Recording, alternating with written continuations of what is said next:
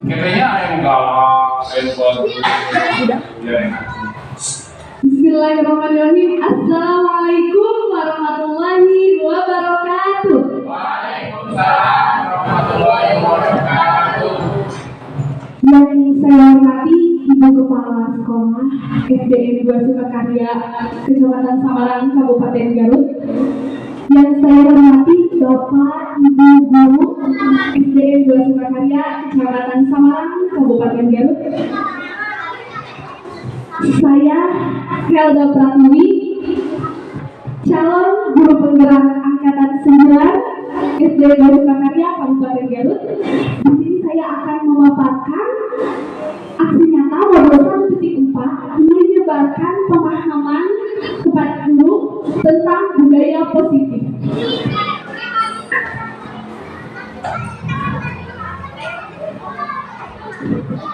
Yang akan kita bahas hari ini konsep inti budaya positif. Yang pertama, perubahan paradigma belajar. Yang kedua, disiplin positif. Yang ketiga, nilai-nilai kebajikan. Yang keempat, kebutuhan dasar manusia. Yang kelima, motivasi perilaku manusia. Yang keenam, posisi kontrol guru. Yang ketujuh, keyakinan kelas. Dan yang kedelapan, segitiga restitusi. Baik, yang pertama, perubahan paradigma. Nah, di sini saya mengambil dari menurut Dr. William Glasser ya, dalam kontrol teori terdapat beberapa miskonsepsi tentang kontrol ya, yaitu yang pertama, maksud miskonsepsi di sini. Jadi konsep kita, ilusi, halusinasi kita ya. Yang pertama, ilusi bahwa guru mengontrol siswa ya. Kita sering berpikir, kita sering berpendapat ya bahwa kita adalah guru bisa mengontrol siswa ya. Padahal sebenarnya kita tidak bisa mengontrol siswa. Yang kedua, ilusi bahwa semua penguatan positif efektif dan bermartabat.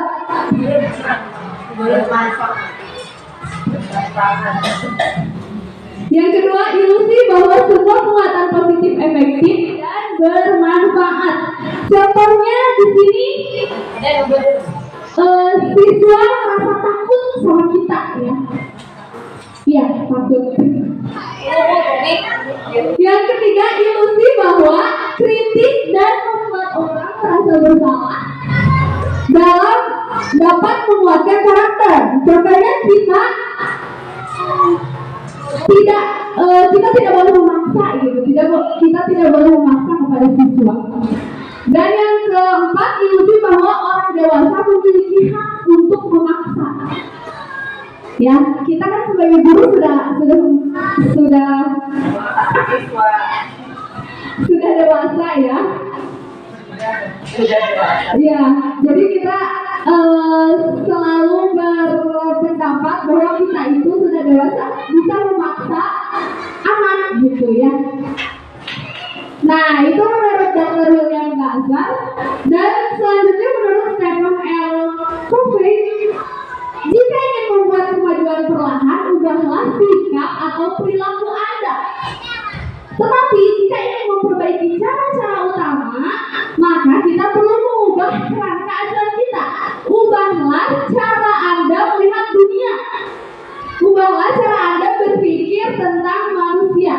Ubahlah paradigma Anda, skema pemahaman dan penjelasan aspek-aspek tertentu tentang kenyataan. Ya, next. Masih semangat ini? Iya, karena udah ini ya, harus selalu semangat. Sebelumnya kita speaking dulu ya. Kalau saya bilang SDN 2 Sukakarya luar biasa ya. SDN 2 Sukakarya Masya Allah ya suaranya. Selanjutnya ya, masih speaking.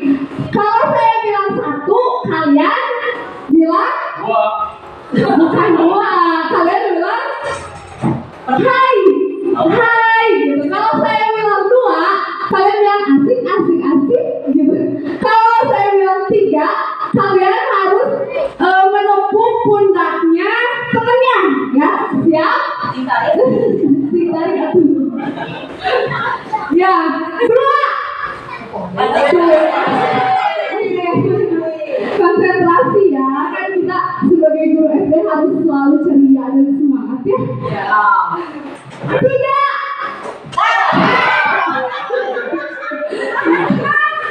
Satu. Iya, terima kasih teman-teman.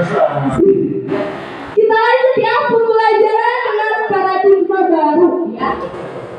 Pembelajaran dengan paradigma baru merupakan pembelajaran yang dirancang berdasarkan prinsip pembelajaran berdiferensiasi sehingga para peserta didik belajar sesuai kebutuhannya berdasarkan tahap perkembangan sesuai teori psikologi modern untuk mewujudkan profil pelajar Pancasila. Ya, maksud di sini berdasarkan prinsip pembelajaran diferensiasi itu yang berpihak kepada murid. Kalau kita sekedar memberi materi kepada siswa ya, nah kita tidak tahu ya kebutuhan siswa itu seperti apa, makanya kita harus belajar memberi pembelajaran yang berpusat pada murid ya, sesuai kebutuhannya, sesuai kodrat alam dan kodrat zaman ya. Nah di sini ada profil pelajar Pancasila ya yang harus kita yang harus kita capai ya. Yang pertama, kita membimbing siswa yang beriman bertakwa kepada Tuhan yang Maha Esa ya, dan berakhlak mulia tentunya. Yang kedua, berkebinekaan global. Yang ketiga, mandiri. Yang keempat, bergotong royong ya, bekerja sama. Yang kelima, bernalar kritis, dan yang keenam, kreatif. Sekilas saja ya tentang profil pelajar Pancasila.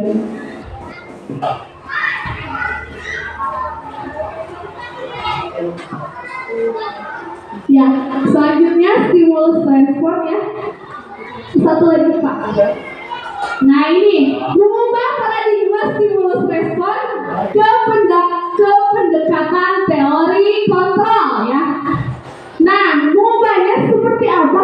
Stimulus respon kita ya, biasanya realitas kebutuhan kita sama ya.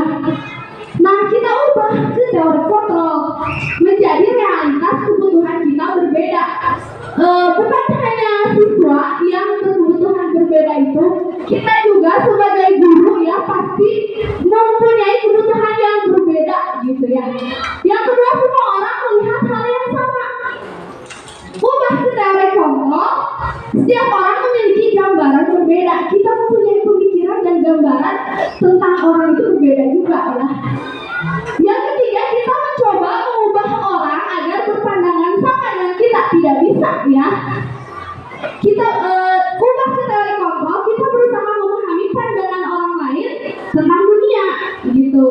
Selanjutnya, perilaku buruk dilihat sebagai suatu kesalahan. Ubah ya yang negatif-negatif itu menjadi semua perilaku memiliki tujuan, jangan ada penyesalan gitu ya. Terus selanjutnya, orang lain bisa mengontrol saya ya, itu salah ya, karena teori kontrolnya hanya Anda yang bisa mengontrol diri Anda sendiri ya gitu. Siswa yang kembali ke siswa juga gitu, kita tidak bisa mengontrol siswa karena siswa sendiri yang bisa mengontrol dirinya sendiri gitu. Terus selanjutnya, saya bisa mengontrol orang lain. Teori kontrolnya Anda tidak bisa mengontrol orang lain. Selanjutnya, pemaksaan ada pada saat bujukan gagal. Teori kontrolnya kolaborasi dan konsensus menciptakan pilihan-pilihan baru ya. Dan yang terakhir, model berpikir menang kalah.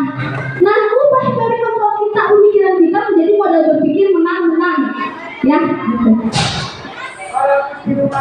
Selanjutnya itu tentang paradigma ya, paradigma pembelajaran, dan yang selanjutnya disiplin positif ya. Nah, menurut Bapak Ki Hajar Dewantara, Bapak pendidikan kita yang menyatakan bahwa untuk menciptakan siswa yang merdeka, maka syarat utamanya harus mempunyai disiplin yang kuat, yaitu disiplin diri yang berasal dari motivasi internal atau dalam diri kita sendiri, dari dalam diri siswa sendiri. Jika tidak mempunyai motivasi internal, maka diperlukan motivasi eksternal dari orang lain yang untuk mendisiplinkan dirinya Menurut Diana Gardner menyatakan bahwa kata disiplin berasal dari Latin disciplina, yang berarti belajar. Kata disiplina juga berasal dari akar kata yang sama, yaitu disciple atau murid atau pengikut ya. Diana juga menyatakan bahwa disiplin juga berkonotasi dengan disiplin diri siswa. Disiplin diri dapat membuat seorang menggali semua potensi dirinya untuk mencapai suatu tujuan, sesuatu yang dihargai dan bermanfaat. Nah ini disiplin positif saya rangkum ya, merupakan salah satu cara penerapan disiplin yang bertujuan untuk menumbuhkan kesadaran serta memberdayakan peserta didik tanpa imbalan penghargaan ya, atau ancaman atau hukuman. Ya ini tujuan disiplin positif. Sebagai pendidik ya, tujuan kita adalah menciptakan peserta didik yang memiliki disiplin diri sehingga mereka berperilaku mengacu kepada nilai-nilai kebajikan dan memiliki motivasi intrinsik dalam pemahaman perilaku ke arah yang lebih baik ya. Itu jadi disiplin positif ini untuk memotivasi kepada semua siswa kita agar mereka menjadi orang yang mereka inginkan dan yang mereka inginkan dihargai gitu. Motivasi ini juga berasal dari diri siswa ya, sehingga akan berdampak jangka panjang dan tidak akan terpengaruh dengan adanya hukuman dan hadiah. Jadi siswa tidak menjalankan disiplin bukan karena bakalan adanya hadiah atau hukuman. Takut gitu, takut saya mah datang ke sekolah tepat waktu aja, takut sama bapak guru, takut sama ibu guru. Nah bukan karena itu, atau saya rajin ke sekolah karena saya agar bisa mendapat hadiah gitu. Jadi itu motivasinya dari eksternal, dari orang lain. Tapi kita harus membuat siswa itu bagaimana caranya kita mendisiplinkan siswa agar siswa itu memiliki disiplin dari dirinya sendiri, dari internal gitu ya. Nah ini selanjutnya nilai-nilai kebajikan. Nilai-nilai kebajikan itu nilai yang disepakati bersama lepas dari suku bangsa, agama, bahasa maupun latar belakangnya. Contohnya gotong royong. Jadi kita ciptakan nilai-nilai kebajikan di sekolah kita, di kelas kita gitu ya. Contohnya gotong royong, seperti mengerjakan piket, jaga piket gitu, gotong royong. Mandiri, toleransi, menghargai antar siswa gitu, menghargai orang lain, empati, percaya diri, kerjasama, kreativitas, dan banyak lagi, masih banyak nilai-nilai kebajikan yang lain ya. Selanjutnya kebutuhan dasar manusia ya. Nah kebutuhan dasar manusia kita juga ya, kita sebagai guru, bukan hanya murid ya, kita juga sebagai guru pasti membutuhkan kebutuhan dasar ini ya. Kebutuhan dasar manusia adalah segala sesuatu yang kita lakukan untuk mendapatkan apa yang kita inginkan ya. Seluruh tindakan yang kita lakukan memiliki tujuan tertentu dan semua usaha terbaik yang kita lakukan adalah dalam rangka agar kebutuhan kita terpenuhi dengan baik. Jadi kebutuhan dasar manusia ini sangat penting, sangat diperlukan, bukan hanya siswa saja gitu yang memiliki kebutuhan dasar manusia ya, tapi kita juga sebagai guru membutuhkan kebutuhan dasar manusia ini. Next. Ya silakan Bapak konsumsi dulu ya biar tidak ngantuk.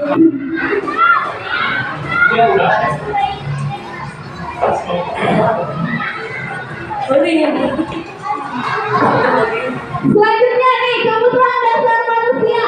Masih di kebutuhan dasar manusia, supaya dilakukan setiap manusia tentu tentunya mempunyai tujuan, yaitu untuk mendapatkan yang kita inginkan ya. Menurut Dr. William Glasser, terdapat 5 kebutuhan dasar manusia ya. Sebenarnya banyak ya kebutuhan dasar manusia ini, tapi saya mengambil teorinya dari menurut Dr. William Glasser ya. Yaitu yang pertama kebutuhan bertahan hidup, yang kedua kebutuhan cinta dan kasih sayang. Ya, contohnya apa kebutuhan untuk diterima. Yang ketiga kebutuhan penguasaan atau kebutuhan pengakuan atas kemampuan. Yang keempat kebutuhan kebebasan, ya, kebutuhan akan pilihan, kebutuhan dan yang kelima kebutuhan kesenangan, kebutuhan untuk merasa senang. Nah ini contohnya.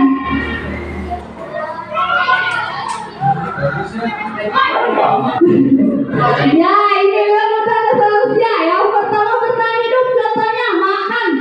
Ya kita butuh makan. Ya barusan aja ya. Lagi ini kan.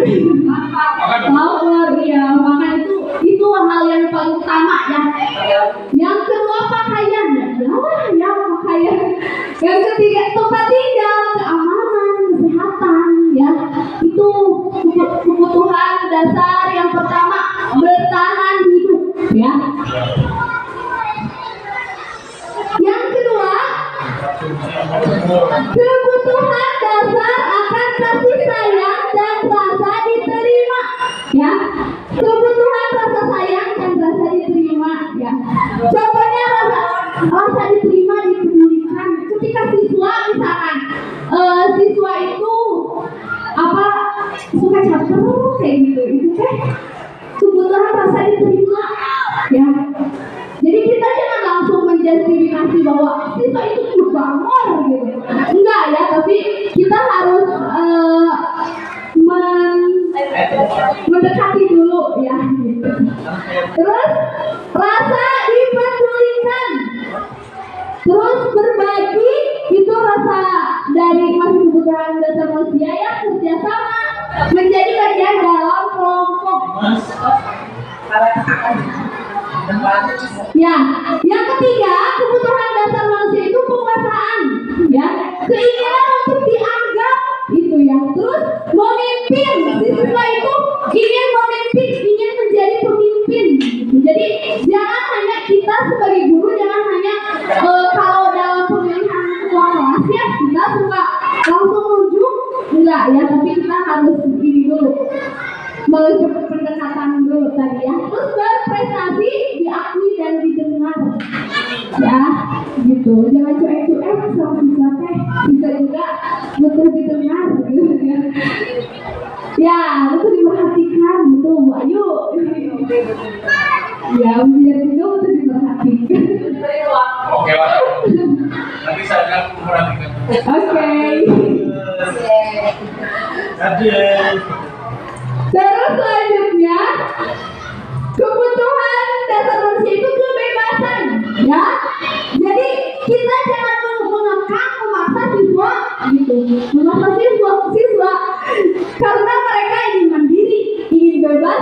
Terus siswa juga ingin mencoba hal baru gitu. Terus siswa juga mampu mengendalikan arah dirinya. Kita sebagai guru tidak bisa mengontrol siswa ya, mengekang, memaksa gitu. Terus yang kelima kebutuhan dasar manusia itu kesenangan. Siswa butuh bermain loh gitu. Jadi kita menciptakan pembelajaran yang ada permainannya kan, apalagi di SD kita dengan permainan-permainan, dengan nyanyi-nyanyi gitu. Terus humor, siswa juga butuh humor, nggak terlalu serius mengajarnya gitu. Terus siswa juga butuh tertawa ya gitu. Next. Selanjutnya motivasi perilaku manusia ya. Nah di sini ada 3 motivasi perilaku manusia menurut Diana Goshen. Yaitu yang pertama untuk menghindari ketidaknyamanan atau hukuman. Jadi nah ini seseorang berperilaku untuk menghindari permasalahan yang mungkin muncul dan berpengaruh kepada mereka secara fisik, psikologis, ataupun tidak terpenuhinya kebutuhan mereka bila mereka tidak melakukan tindakan itu. Jadi siswa ini untuk menghindari ketidaknyamanan atau hukuman, siswa mendisiplinkan diri atau menuruti kita karena agar tidak dapat hukuman gitu ya. Nah ini motivasinya dari ekstrinsik dari orang lain. Nah bisa saja kalau motivasi dari ekstrinsik itu biasa saja setelah melakukan aturan kita gitu di kelas, setelah keluar dari kelas pasti gimana lagi? Pasti tidak bisa disiplin terus gitu karena motivasinya dari ekstrinsik dari orang lain gitu ya Pak. Nah yang kedua, untuk mendapat imbalan atau penghargaan dari orang lain sama kayak tadi ya.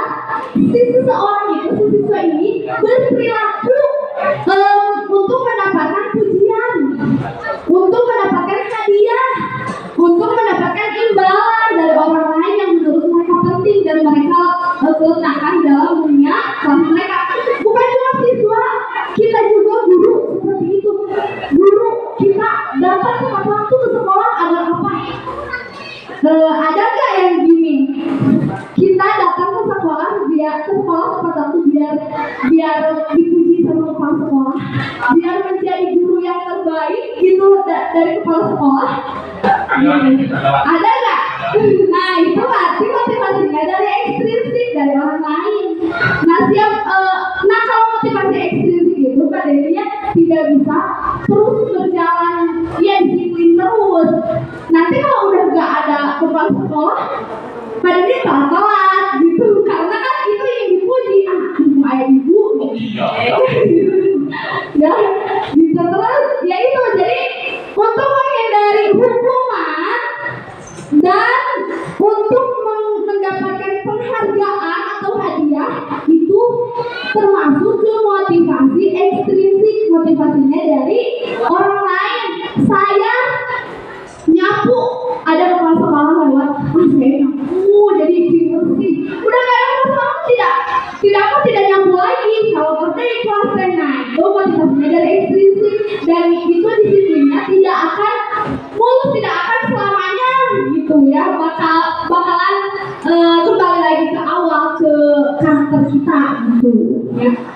Nah yang ketiga, untuk menjadi orang yang mereka inginkan dan menghargai diri sendiri dengan nilai-nilai yang mereka percaya. Ya, ini mah orang melakukan sesuatu karena nilai-nilai yang mereka yakini dan dihargai. Motivasi ini akan membuat orang punya disiplin positif karena motivasinya bersifat dari internal atau motivasi intrinsik ya.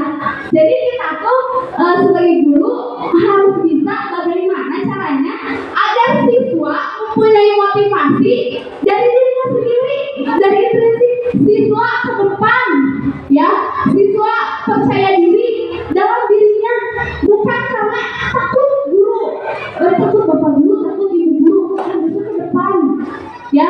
Bukan karena itu, tapi kita sebagai guru harus bisa memunculkan motivasi intrinsik yang ada pada diri siswa gitu. Jadi kita bagaimana caranya mengubah motivasi ekstrinsik menjadi motivasi intrinsik gitu. Next aja.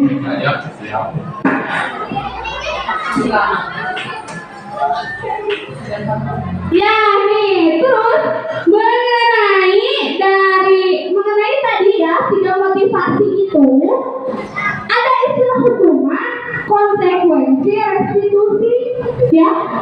Coba ada yang udah tampil tapi nggak apa-apa, menurut ibu bapak guru hukuman itu seperti apa?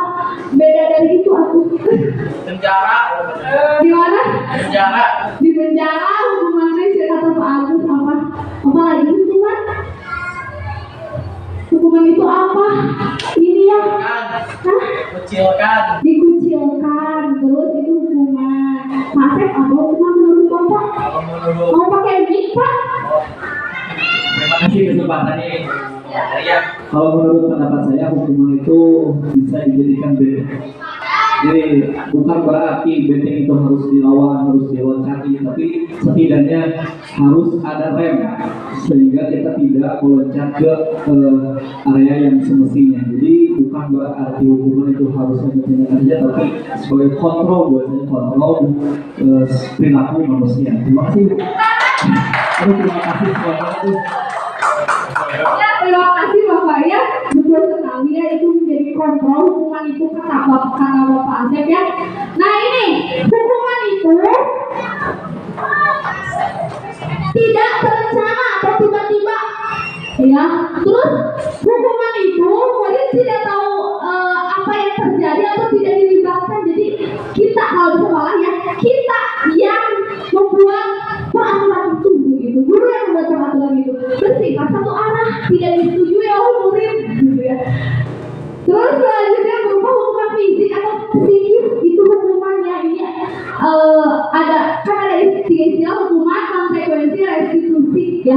Itu hukuman. Jadi misalnya siswa datang terlambat ke sekolah atau siswa lagi upacara nih, siswa tidak memakai atribut sekolah, topi tidak dipakai, dasi tidak dipakai. Nah, kita sebagai guru menghukumnya, kamu hormat kepada bendera selama 1 jam. Itu adalah hukuman, ya. Jadi bersifat satu arah, gitu. Itu hukuman. Terus yang kedua konsekuensi. Menurut Bapak Ibu guru, apa konsekuensi? Silakan Bu. Terima kasih. Kalau menurut saya itu konsekuensi itu akibat dari perbuatan kita melakukan sesuatu, nah akibatnya kita yang menanggung sendiri. Ada lagi? Pak Reki?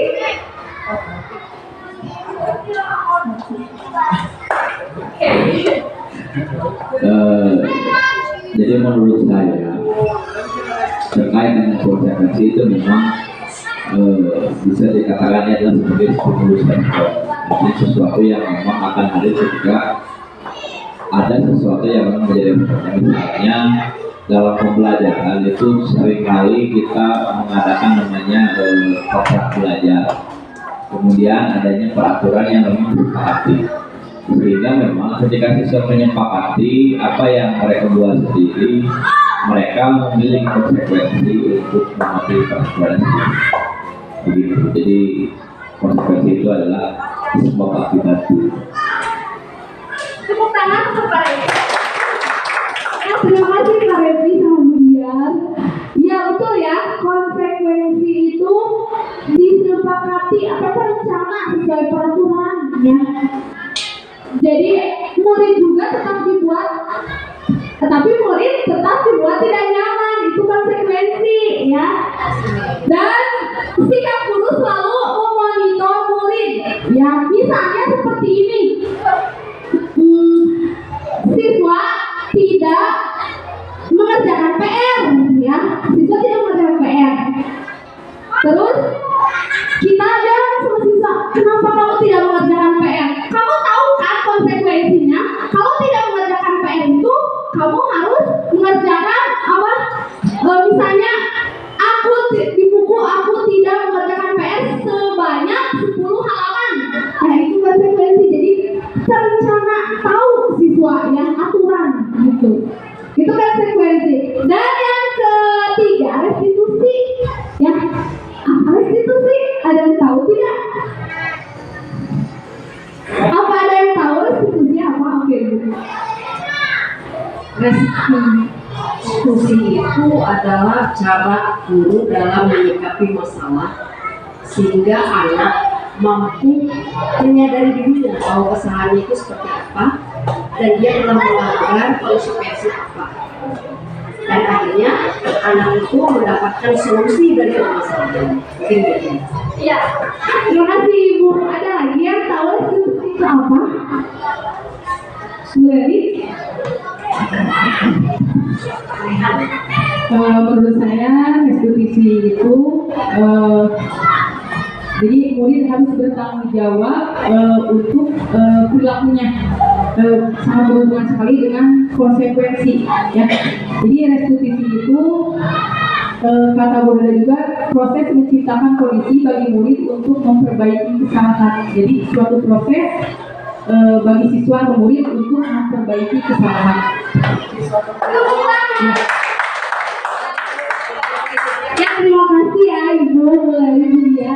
Ya, kata restitusi saya juga baru mendengar. Silakan Bu. Saya juga ya sebelumnya baru mendengar kata restitusi ini. Semenjak saya di pendidikan guru penggerak, saya baru tahu ya ada istilah kata restitusi. Gitu. Restitusi itu proses menciptakan kondisi bagi murid untuk memperbaiki kesalahan. Terus proses kolaboratif yang mengajarkan murid untuk mencari solusinya sendiri. Jadi ini perbedaannya ya antara hukuman, konsekuensi dan restitusi ya. Tapi kita juga sering melakukan hal-hal istilah-istilah ini ya. Tapi yang restitusi ini saya juga baru tahu dan saya mencoba kita semua di sini sebagai guru-guru kita mencoba mengaplikasikan ini istilah restitusi ini ya. Nah ini 5 posisi kontrol guru ya. Menurut Dian Gruster terdapat 5 posisi kontrol seorang guru terhadap siswanya, yaitu yang pertama sebagai penghukum, yang kedua sebagai pembuat orang merasa bersalah, yang ketiga sebagai teman, yang keempat sebagai monitor atau pemantau, yang kelima sebagai manajer kita ya di kelas di sekolah sudah melakukan mungkin ya sudah selalu mengaplikasikan selalu menjadi posisi kontrol ini. Sebagai penghukum pernah tidak Bapak Ibu? Pernah ya, saya juga pernah. Yang kedua sebagai pembuat orang merasa bersalah. Kali-kali. Terus sebagai teman. Oh, itu selalu. Iya selalu ya. Terus yang keempat sebagai pemantau. Itu kewajiban. Iya memantau ya, seringnya memantau siswa. Dan yang kelima sebagai manajer. Ini udah saya karena saya tidak punya perusahaan, bukan sebagai manajer perusahaan ya. Tapi kita juga seorang guru harus menjadi seorang manajer. Manajer kobu ya Bu. Iya. Baik. Nah ini contoh penerapan 5 posisi kontrol guru. Saya ambil contoh satu kasus nih.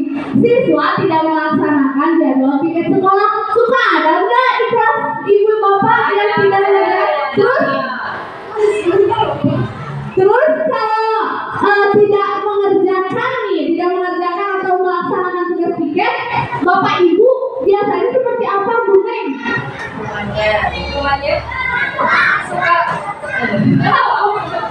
Hukumannya yang pertama mungkin disuruh membantu piket ke hari yang selanjutnya, tidak piket kelas, atau disuruh mengerjakan tugas yang lain. Apa ya? Ada. Gimana kalau pada itu gimana? Kalau saya mah didenda. Oh didenda. Oke. Nanti kita setelah mempelajari ini penerapan dalam posisi kontrol guru ini, kita bisa melihat kita selalu menjadi apa sih gitu ya. Iya. Kalau Pak Revi, kalau ada siswa yang tidak melaksanakan piket, gimana?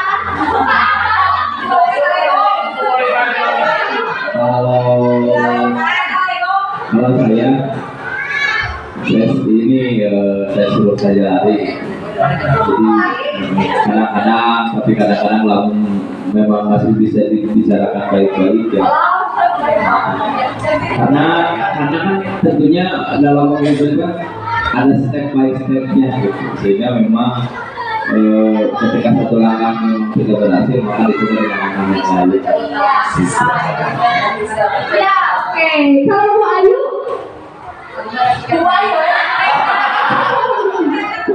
oke ya. Jadi Pasti beda-beda ya, setiap guru kita pasti beda-beda dalam menghadapi suatu kasus. Ini kasusnya siswa tidak melaksanakan jadwal piket kelas. Nah, ini kalau kita sebagai teori kontrol, kita sebagai penghukum, kita akan nah ini contoh ya. Contoh tadi berdiri di depan kelas selama 1 jam untuk menghukum, atau tadi kata ibu bersihkan kelas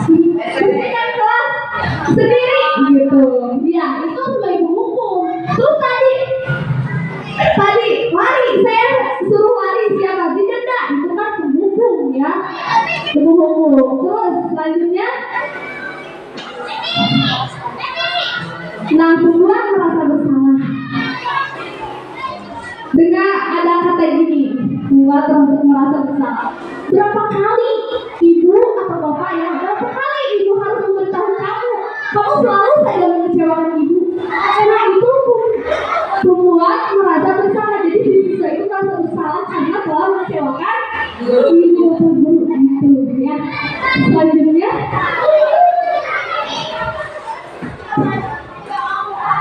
posisi kontrol sebagai teman seperti apa?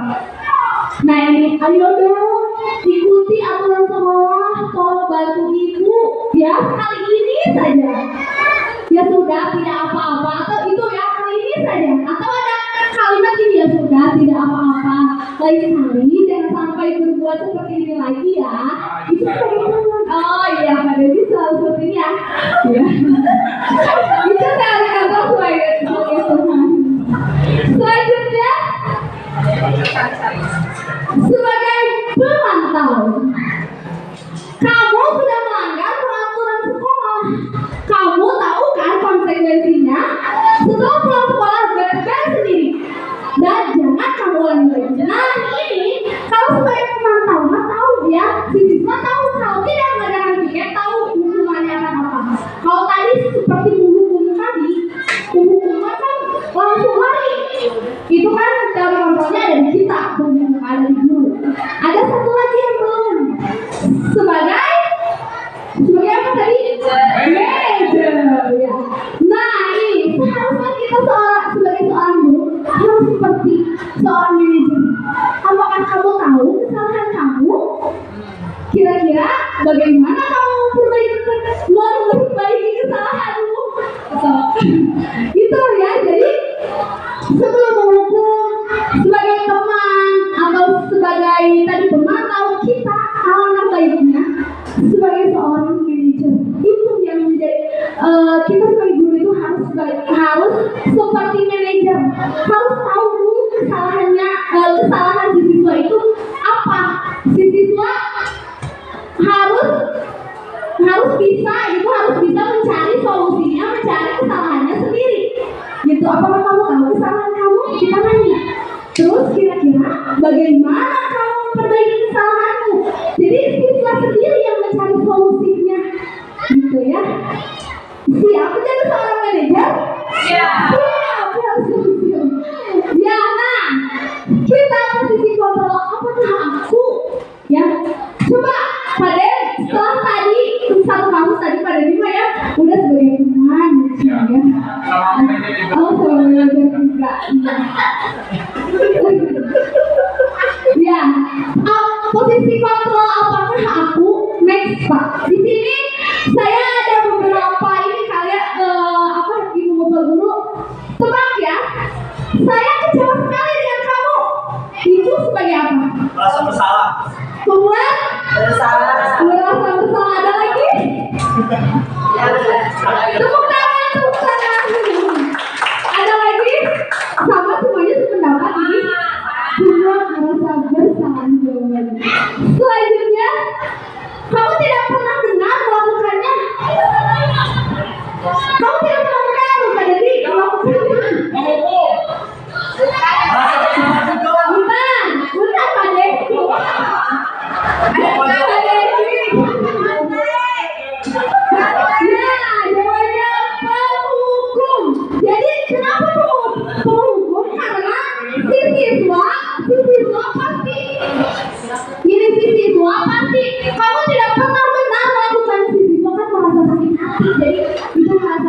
gitu ya, hukum. Selanjutnya, tadi dia bentar dulu ya.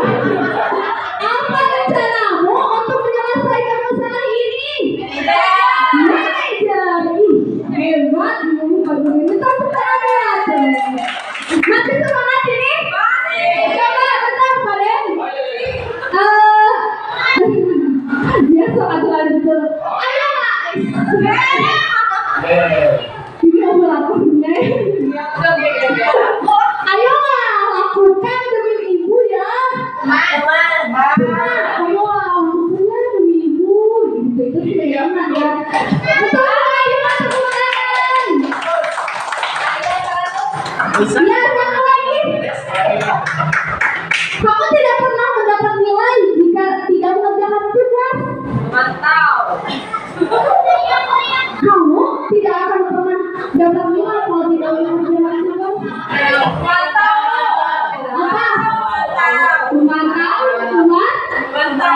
Memantau.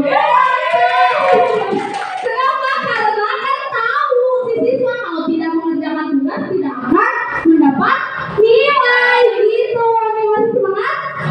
Coba ya kalau konsentrasi mana tangan kananmu, mana tangan kirimu. Iya udah aja. Terima kasih. Next. Sudah selesai. Kami dulu. Nanti aja. Aku perhatian sebagai teman. Oke ya. Selanjutnya keyakinan kelas. Mengapa sih keyakinan kelas bukan peraturan kelas? Ibu?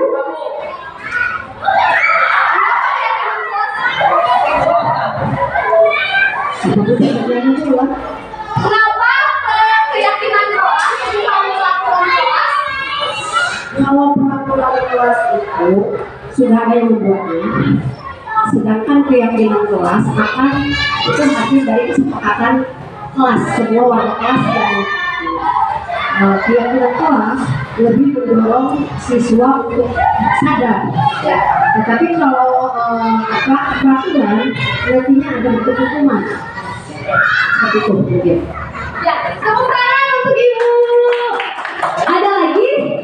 Ya, next aja langsung Pak.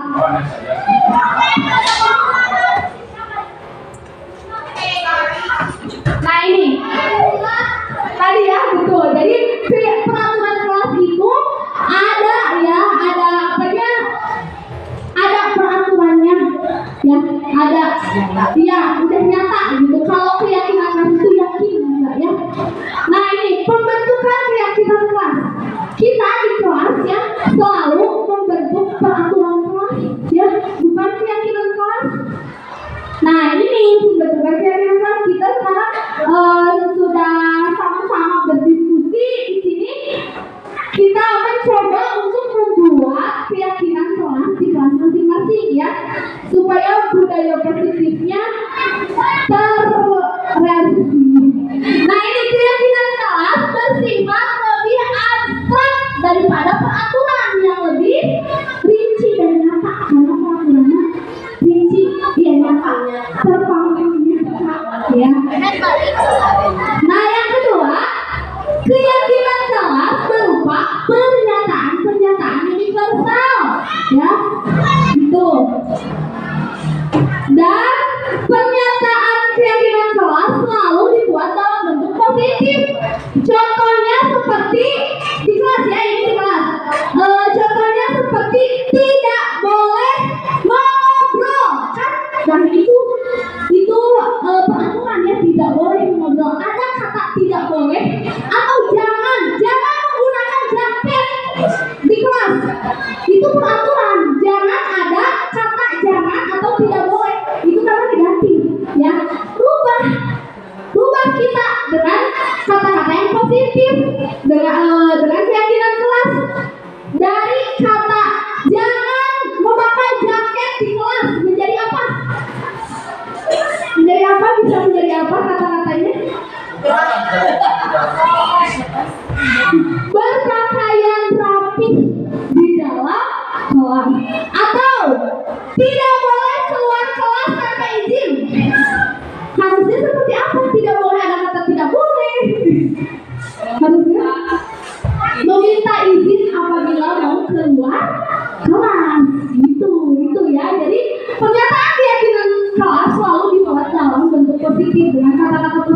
tidak boleh ada kata tidak boleh dan jangan. Jangan membuang sampah di sembarangan. Nah, tidak seperti itu, tapi buanglah sampah pada tempatnya. Gitu ya. Terus selanjutnya, keyakinan kelas harus dibuat tidak terlalu banyak, sedikit aja, pendek saja kata-katanya, sehingga mudah diingat dan dipahami oleh semua anggota kelas. Gitu ya. Misalnya, tidak boleh berantem di kelas. Rubah menjadi kata positif jadi apa? Rukun lah.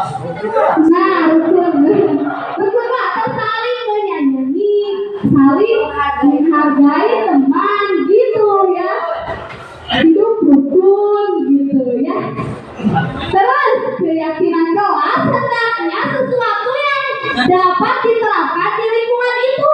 Jadi harus yang dapat diterapkan di kelas, ya. Jelas, bukan yang membuatnya juga warga kelas. Iya, betul. Terus selanjutnya, semua anggota kelas hendaknya ikut berkontribusi dalam membuatkan keyakinan kelas melalui kegiatan curah pendapat. Jadi kita menyediakan kertas atau menyediakan menuliskan dulu gitu di board ya.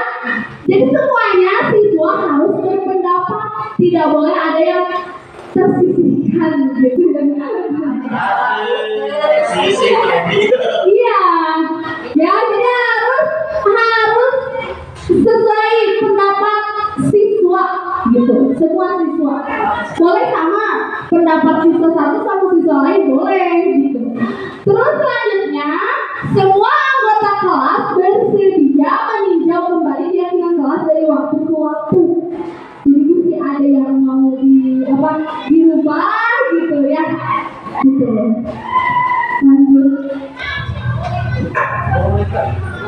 Langkah-langkah pembentukan keyakinan kelas.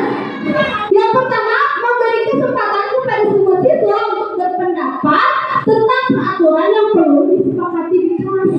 Gitu ya. Jadi memberi kesempatan tadi. Yang kedua, mencatat semua masukan siswa di papan tulis atau di kertas besar seperti karton ya, sehingga semua siswa bisa melihatnya. Ya. Yang ketiga, menyusun keyakinan kelas sesuai prosedur pembentukan keyakinan kelas. Ubahlah kalimat negatif menjadi kalimat positif. Tadi contoh, jangan berlari di kelas menjadi berjalan di kelas. Kalau berlari nanti jatuh gitu ya. Terus bisa ada lagi, jangan mencontek. Jadi apa? Kalimat positif. Jujur. Satu kata, jujur. Ya, jadi harus jujur, jangan mencontek. Tapi kita sering membuat peraturan kelas dengan kata jangan dan tidak boleh ya. Tidak boleh. Iya, sebelum jadi CGS gitu. Nah, sekarang kita harus mulai mengaplikasikan gitu ya. Bu, tapi kan anak kecil belum tahu harus jelas kan intonasinya, perintahnya. Oh iya, perintahnya, tapi tetap harus menggunakan kata yang positif gitu. Jangan yang negatif. Barusan kan kalau anak kecil mah tetap sekarang mah jangan bertengkar ya kan. Iya. Boleh berpendapat sedikit. Iya, silakan Bu. Dalam hal ini kebiasaan kita itu dirubah ya. Dengan biasa mengatakan jangan itu dihindari. Seperti tadi barusan yang didebatkan sama Mia apa? Jangan berkelahi. Kita buat kesepakatan kelas jangan berkelahi itu dengan saling menghormati antar teman. Seperti itu, rukun, damai, gitu kan? Jadi untuk mengimbangi perkembangan siswa yang luar biasa saat ini, kita dianjurkan untuk merubah paradigma seperti yang tadi dikatakan sama Bu ya, merubah paradigma dalam mendidik anak-anak kita dengan salah satunya pembiasaan menghilangkan kata jangan. Begitu mungkin ya. Betul sekali ya. Jadi kita harus mulai merubah kebiasaan kita yang tadinya ada di kelas memberikan peraturan jangan nyontek, tidak boleh bertengkar, dengan kata menghilangkan jangan dan tidak boleh dirubah menjadi kalimat yang positif gitu ya. Ya Bu, terima kasih Bu pendapat dan tanggapannya. Terus selanjutnya meninjau kembali daftar pendapat yang telah dicatat, kemudian mengajak siswa untuk mencari nilai kebajikan atau keyakinan yang menjadi inti peraturan tersebut ya. Contohnya berjalan di kelas, mendengarkan guru ya, kan tidak boleh ngobrol, harus mendengarkan guru, harus mendengarkan guru gitu. Dan datang tepat waktu. Bisa disarikan menjadi satu keyakinan, yaitu saling menghormati yang itu teh ya. Keyakinan ini kemudian dijadikan daftar untuk disepakati gitu. Terus selanjutnya meninjau ulang keyakinan kelas secara bersama-sama. Hendaknya keyakinan kelas tidak terlalu banyak gitu, tidak terlalu banyak agar mudah diingat gitu. 3 sampai 7 keyakinan atau prinsip keyakinan. Jadi jangan terlalu banyak peraturan ini 1, ini 2 sampai 20. Tidak, tapi sedikit saja agar mudah diingat gitu. Terus setelah keyakinan kelas dibuat, maka semua anggota kelas dapat meninjau ulang dan menyetujuinya dengan mendatangani ya. Jadi ditandatangani keyakinan kelas itu sama guru dan siswanya gitu ya. Terus terakhir keyakinan kelas dapat ditempel di dinding kelas agar mudah diingat. Seperti itu jadwal piket gitu, bagus ya, ditempel di dinding kelas agar semuanya bisa membaca dan mudah diingat. Selanjutnya kegiatan pendalaman keyakinan kelas ya. Yang pertama ada kegiatan tampak seperti, tidak tampak seperti ya. Kegiatan ini dilakukan dengan membagi anggota kelas menjadi beberapa kelompok. Setiap kelompok diberikan kertas ya. Salah satu kelompok menuliskan huruf T, kapital yang besar, tabel T ya. Guru memberikan salah satu keyakinan kelas kepada tiap kelompok. 2 kelompok dapat diberikan keyakinan yang sama. Jika ada 10 kelompok, kemudian setiap kelompok diminta memberikan pendapat tentang keyakinan tersebut. Tampak seperti, tidak tampak seperti ya. Jadi tampak seperti, tidak tampak seperti itu apa yang dapat dilihat, apa yang dapat didengar gitu. Kalau dapat dilihat kan misalnya tadi memakai seragam sekolah kan tidak boleh memakai jaket di kelas. Itu tampak yang bisa dilihat gitu. Ya kalau yang tidak tampak seperti bisa seperti apa ya? Yang hanya didengar, harus saling menyayangi gitu ya. Selanjutnya yang kedua, kegiatan mempelajari tanggung jawab setiap warga kelas ya. Langkah-langkahnya ini ya, guru membuat bagan berisi 4 pokok. Nanti kita aplikasikan penerapannya bersama-sama gitu ya. Guru masing-masing kotak diisi dengan judul guru tugasnya, murid tugasnya. Guru tugasnya bukan apa gitu, dan murid tugasnya bukan apa gitu. Nah, guru bercurah pendapat dengan 2 cara, yaitu mengajak siswa berpendapat secara individu atau membagi murid dalam 4 atau 8 kelompok. Dan setiap kelompok diberikan tugas untuk bercurah pendapat tentang masing-masing tugas guru atau bukan tugas guru ataupun siswa ya. Hasil dari curah pendapat ditempel pada dinding kelas agar dapat dilihat seluruh anggota kelas. Mungkin ini tentang keyakinan kelas dan mempelajari ini ya, mempertanggungjawabkan keyakinan kelas. Bisa caranya bisa berbeda-beda ya. Kita guru kelas ini sama guru kelas ini pasti caranya berbeda. Nah ini tadi ada hukuman penghargaan ya. Nah dihukum oleh penghargaan juga atau hadiah juga atau reward juga itu bisa menjadi hukuman bagi anak, bagi siswa ya. Karena hukuman atau penghargaan itu memberikan pengaruh jangka pendek dan jangka panjang. Jadi maksudnya bisa menjadi penghargaan itu bisa menjadi tidak efektif ya. Penghargaan suatu benda atau suatu peristiwa gitu bisa membuat atau bisa jadi siswanya bisa menjadi berkecil hati gitu ya, atau rasa kecewa, dan kemungkinan di lain waktu tidak akan berusaha sebelumnya gitu ya. Kita juga harus terus-terusan memberikan penghargaan. Jadi menjadi tidak efektif itu memberikan hadiah kalau terus-terusan kan, jadi si siswanya nuntut, saya ingin mendapat hadiah lagi, jadi hasil kerjanya atau hasil belajarnya itu tidak efektif karena ingin mendapat penghargaan atau hadiah gitu. Selanjutnya sebentar lagi ya, masih sebentar lagi, sedikit lagi. Nah, penghargaan bisa merusak hubungan ya. Ketika seseorang diberikan penghargaan, maka akan timbul rasa iri ya dari orang yang tidak menyukainya. Jika guru sering, bukan tidak boleh memberikan penghargaan, tapi tidak boleh terlalu sering gitu ya. Jika guru terlalu sering memberikan penghargaan kepada siswanya, maka kemungkinan siswanya termotivasi kayak untuk menyenangkan gurunya. Seperti itu dia.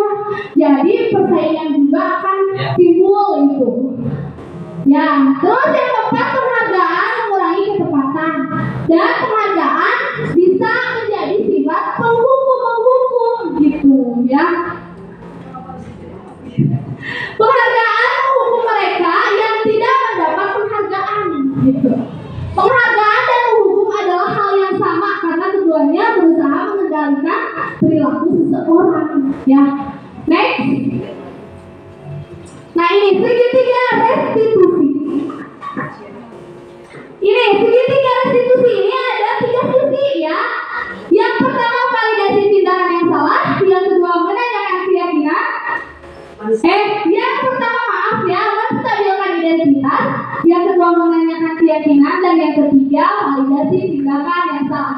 Nah, segitiga restitusi ini adalah suatu proses dialog ya yang dijalankan oleh guru agar dapat menghasilkan murid yang mandiri dan bertanggung jawab ya. Next, ini terakhir ya, masa terakhir. Nah, ini tadi udah next. Menstabilkan identitas ya, berdasarkan prinsip membuat kesalahan agar bagian dari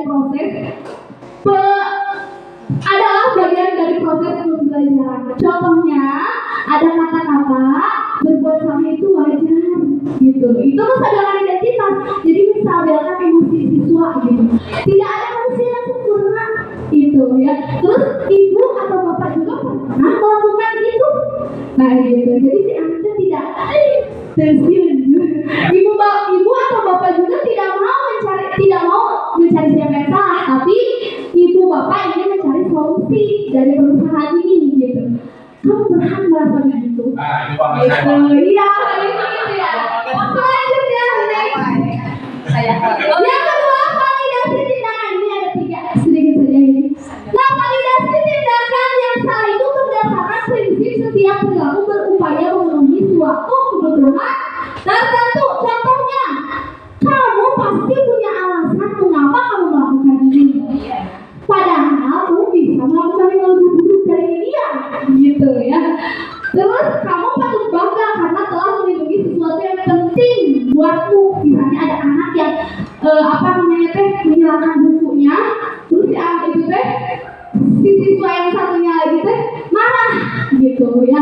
Nah itu kamu patut bangga karena telah melindungi sesuatu yang penting buatmu, melindungi bukunya, gitu. Terus kamu melakukannya karena mempertahankan sesuatu yang penting bagimu. Gitu. Next, menanyakan keyakinan berdasarkan prinsip teori kontrol bahwa pada dasarnya kita termotivasi secara intrinsik, ya. Contohnya dengan ada kata apa keyakinan kelas kita, terus nilai-nilai apa yang telah disepakati kita bersama, gitu. Terus seperti apa gambaran sebuah kelas yang ideal menurut kamu? Misalnya tidak boleh bertengkar bu, atau harus selalu yang saling menghormati bu. Nah itu ya. Terus kamu ingin menjadi orang yang seperti apa? Ini adalah kata-kata tentang menanyakan keyakinan ya. Selanjutnya, nah ini ya, saya sudah mencoba penerapan segitiga restitusi. Terakhir ini.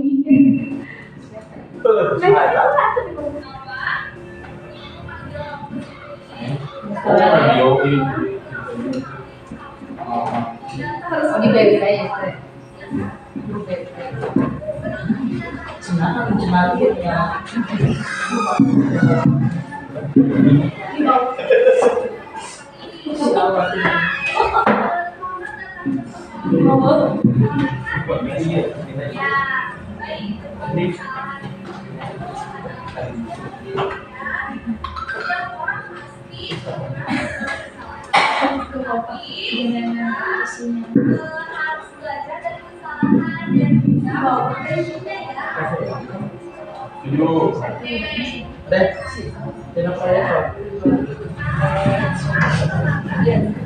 Nah, ini validasi tindakan yang salah. Tadi saya sudah menanyakan itu ya, menstabilkan identitas.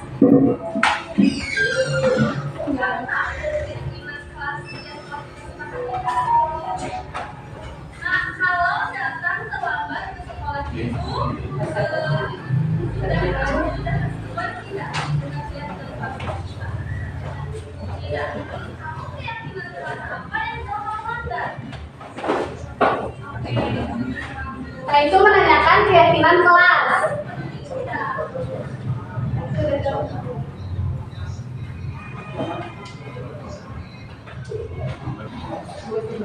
Jadi harus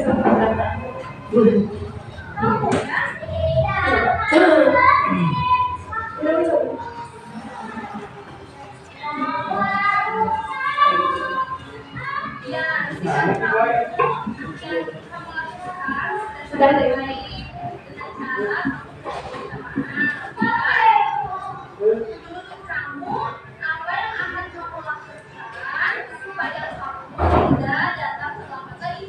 jadi siswa mencari solusi sendiri gitu.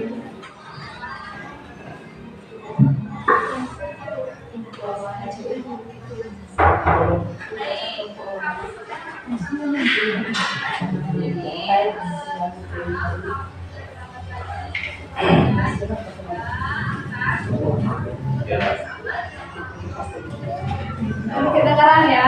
Kedengaran sama saya. Suara hati. Itu salingnya pakai tangan karena kamera depan. Ya guys ya, jadi itu saya sudah mencoba menerapkan segitiga restitusi ya. Ini posisi kontrol restitusi ya. Selanjutnya, nah ini ada ciri-ciri restitusi ya, memperbaiki hubungan. Restitusi itu adalah tawaran ya. Terus restitusi menuntut untuk melihat ke dalam diri, dan restitusi itu menguatkan ya. Itu cirinya. Penutup, dalam penerapan program disiplin positif, hendaknya guru memiliki standar kepribadian, profesional, dan sosial yang baik, di mana guru mampu merefleksikan dirinya dalam posisi kontrol saat ini. Bagaimana perjalanan dirinya sebagai among atau manajer yang menuntut murid-muridnya sebagai insan yang mandiri, merdeka, dan bertanggung jawab. Karena sesungguhnya kita sebagai guru atau pendidik adalah hanyalah fasilitator, bukan seorang yang mengontrol diri siswa ya. Terima kasih, sekian pemaparan dari saya. Wassalamualaikum warahmatullahi wabarakatuh. Boleh bertanya? Yang nanya.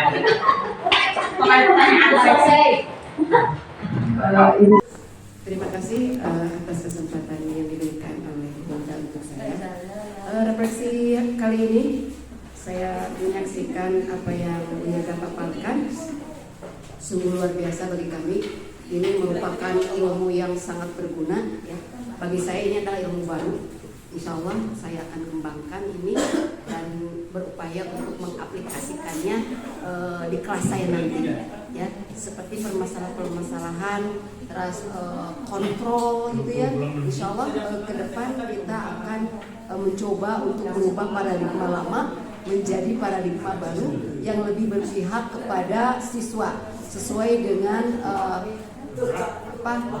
pemikiran Ki Hajar Dewantara. Kita harus lebih berpihak kepada siswa dan menerapkan profil pelajar Pancasila. Terima kasih banyak. Wassalamualaikum warahmatullahi wabarakatuh.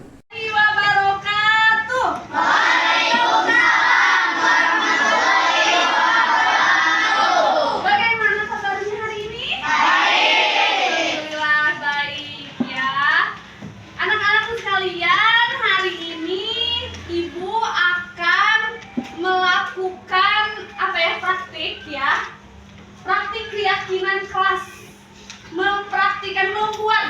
membuat keyakinan kelas, membuat keyakinan kelas ya. Kalian pernah mendengar peraturan kelas? Contohnya apa peraturan kelas? Tidak terlambat ke sekolah, bagus Muti ya. Nah itu mah namanya peraturan kelas. Nah yang ibu akan sekarang kita praktekkan mah membuat keyakinan kelas. Kenapa enggak peraturan? Kenapa keyakinan ya? Kenapa keyakinan? Karena agar kita meyakini dalam hati kita itu peraturan itu, keyakinan kelas itu harus dilaksanakan. Nah, kalimat-kalimat keyakinan kelas ini tidak boleh kalimat negatif kayak tadi. Tidak boleh datang terlambat, itu kalimat negatif ya. Jadi harus membuat kalimat harus sama kalimat positif ya. Contohnya tadi tidak datang terlambat. Kalimat positifnya apa? Datang ke sekolah tepat waktu itu ya. Nah, keyakinan kelas ini harus dibuat sama kalian. Harus dibuat sama warga kelas itu, guru, kesepakatan guru ataupun murid di kelas gitu ya. Jadi terus contohnya tidak boleh mencontek gitu ya di kelas teh. Nah itu kan ada kata negatif ya, tidak boleh. Berarti kalimat positifnya apa? Jujur, satu kata aja, jujur ya. Jujur kan mencontek itu berbohong ya. Jadi jujur, jadi kita teh harus jujur, yakini dalam hati ya. Jadi tidak di kalimat keyakinan kelas ini tidak boleh ada kata dilarang. Dilarang ini gak boleh ada kata dilarang, tidak boleh ada kata tidak boleh ini, tidak boleh itu, gak boleh ya. Itu kalimat negatif. Tidak boleh ada kata jangan ya, jangan membuang sampah sembarangan. Nah itu berarti kalimat positifnya apa? Atas, ngerti ya? Isi satu atas dan atas ya. Kalau nanti sama ada boleh sama boleh ya. Satu ya. Ya. Oh ini kita sekarang kamu kan? Belum.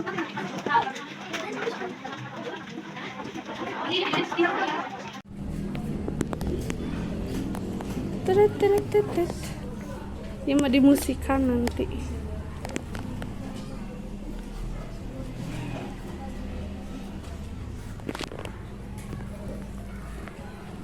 Jangan ada kata tidak boleh ya. Jangan ada kata tidak boleh.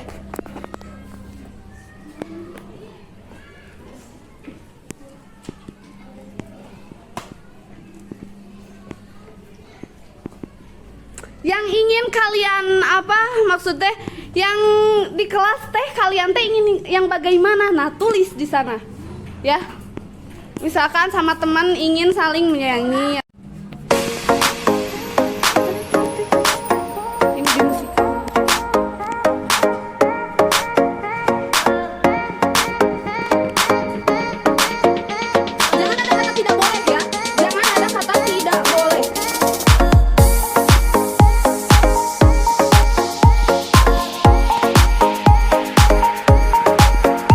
Yang ingin kalian apa maksudnya?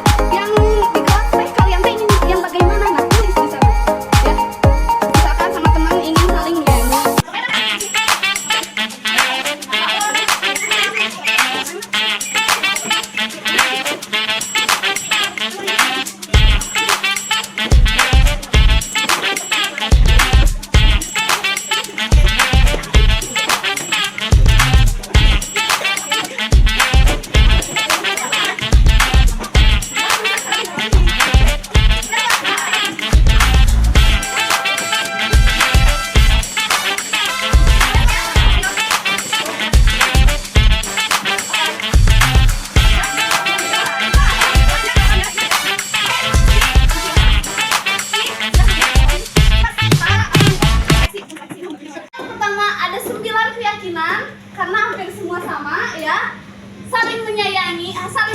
menghargai, saling menghormati, taat aturan sekolah, jujur, tidak boleh mencontek, berarti ya jujur ya.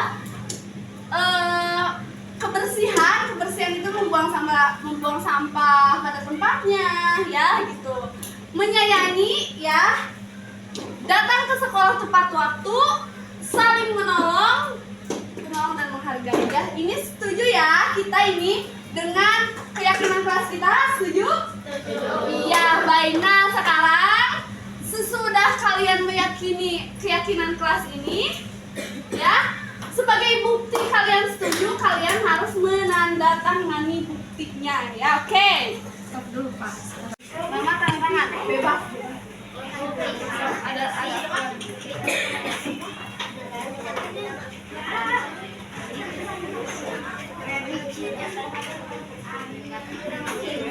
yang lainnya.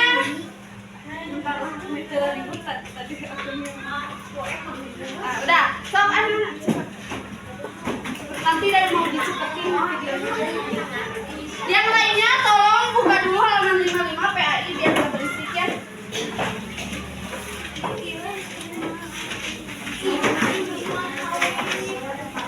Halaman berapa Bu? Halaman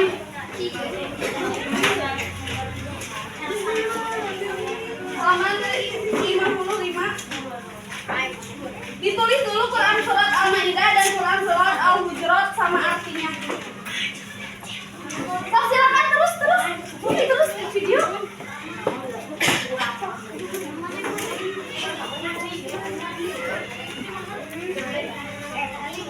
Emang kayak di mute suaranya.